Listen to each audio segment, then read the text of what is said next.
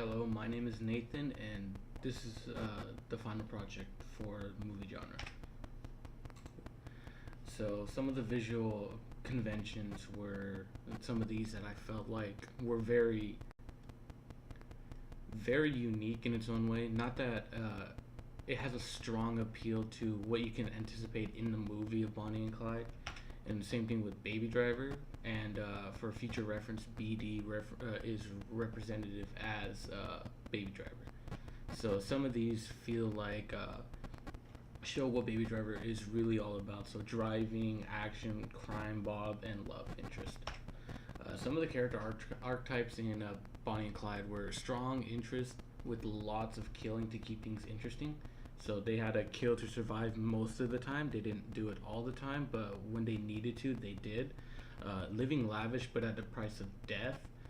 Um, they were just trying to get a better life, have a lot of money, and to indulge in themselves. And then also fighting and surviving off of what they do best, which is robbing and just going from bank to bank. In Baby Driver, the feeling is trying to escape the bad because he doesn't feel like he's accepted or he feels part of it. The love interest that causes trouble and mayhem. There is a female and protagonist in this movie, so it does conflict with the uh, the situation at times.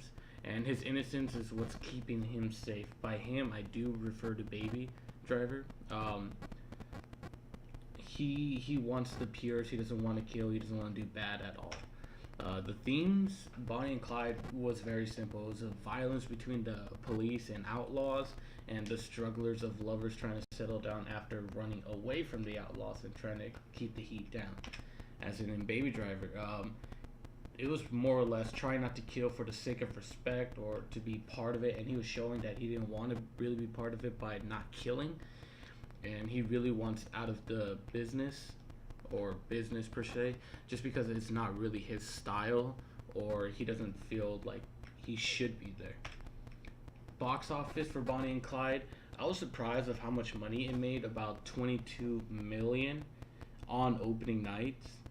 And but the thing that didn't really surprise me was how much it made out of the movie, since back then there wasn't that many people that watched a lot of movies or even recognized it.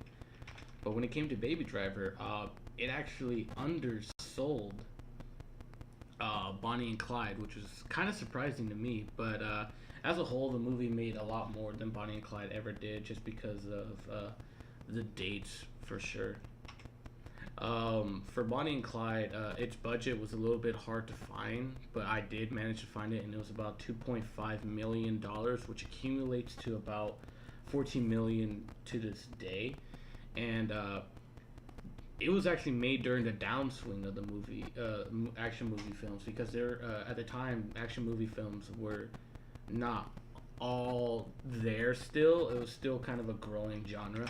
And the same thing with Baby Driver. The budget for it was about 34 million. Very simple, not too much for many movies these days. It also came out the downswing. Regardless of how much it was praised and or how good it was, it wasn't great compared to many other movies out at the time. And it actually got ranked 623rd for all time domestic, which is pretty low.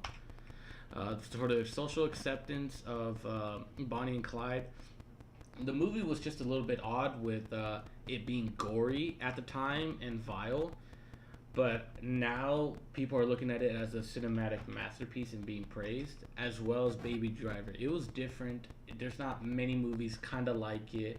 The music was talked about and how it mixed well with every scene, action, drama, love. They all the music fit in pretty well. The only bad thing about it was that the critics gave it 3.5 stars for how a simple take on the crime genre of movies. The morals of Bonnie and Clyde were they're just trying to get what's not theirs because they want to have a better life for themselves, but all they know how to do is rob and steal. They're revolting against the law and having their own rules set by themselves. And the serious use of the Great Depression era and showing failing businesses and also banks when they were trying to rob showed that it was a bad time to do what they did. In Baby Driver, it was more or less once you're in the business, you can't get out. The cliche, the one more job and I'm done with it. But the one thing they also talked about was how he wanted to get out, and the only way to get out in a business like that, which are kind of like mob rules, the only way out is death.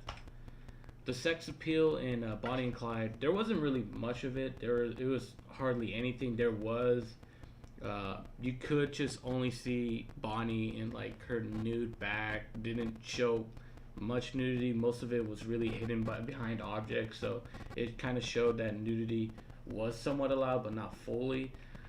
And some of the things kind of like hit it with the lamp and window frames.